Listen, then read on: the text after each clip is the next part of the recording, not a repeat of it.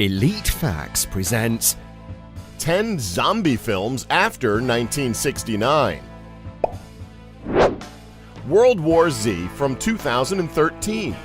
In a decade where the zombie genre has become oversaturated with budget films and ongoing sequels to disliked film franchises, it would seem as though the genre is quite literally dying out.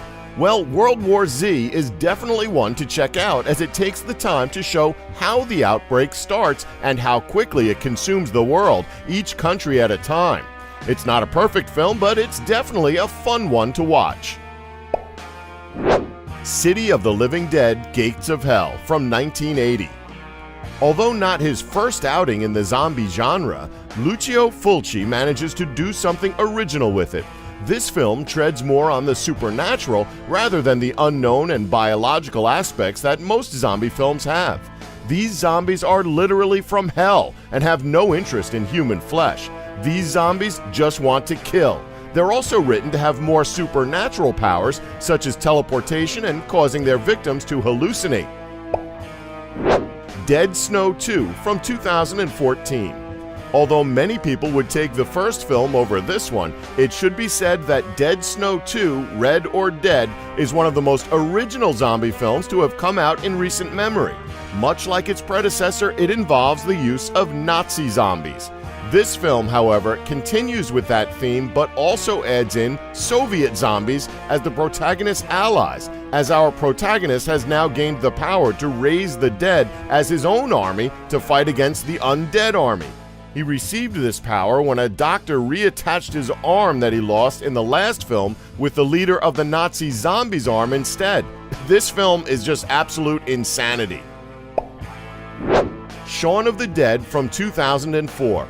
Of course, you can't mention a zombie comedy film without mentioning Shaun of the Dead. This film was created as an homage to the man who reinvented the genre back in 1960, George A. Romero. Shaun of the Dead is a critically acclaimed cult classic comedy film that mixes humor and horror perfectly.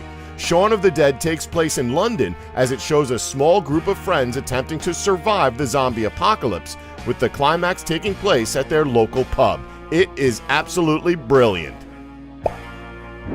The Reanimator from 1985.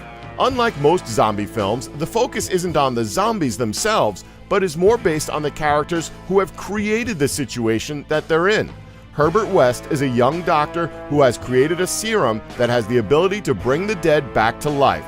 This serum turns the dead into unholy abominations that are able to retain their intelligence after reanimation. This H.P. Lovecraft story is one you can't miss if you love the zombie genre. Zombie from 1979. Although this film started off the whole unofficial sequel fiasco during the 1980s, Zombie is one of the only films that is worthy of being called a true sequel to the film series they're adding to. Zombie was made by Lucio Fulci and was intended as a sequel to Dawn of the Dead. This film uses very similar themes with how the zombies act, but changes the setting to the Caribbean. This change in scenery allowed Fulci to give the film a sort of voodoo vibe, as it is implied that these zombies have returned to life due to some sort of black magic. This film is known for some of its sick special effects, but more importantly, it had a scene in the film where a zombie fights a shark underwater. As silly as this sounds, the scene itself shows how dangerous the undead can be by showing it take on one of nature's biggest predators.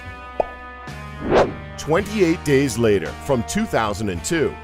In 2002, the zombie genre was once again reinvented with this flick. Although most people would not classify the infected in this film as zombies, they function the same way as them. In this film, the infected are extremely agile rather than being the now standard slow-moving, decaying type of zombie. This alone makes this film worth watching, just for how intense some of the scenes can get. Day of the Dead from 1985. Although considered the black sheep of the original 3 of the Dead films, Day of the Dead is still a competent zombie flick. The film takes place sometime after Dawn of the Dead. At this point, the undead plague has consumed the populace of the world, with only a few living left to fend for themselves. This group of people consists of scientists as well as military who have been given the task of protecting a group of scientists who are working on eradicating the zombie plague. Scientists suggest either finding a cure to reverse the infection or training the zombies to live alongside the living. The military, however, are sick of living in a bunker and want to escape, taking out as many zombies as they can in the process.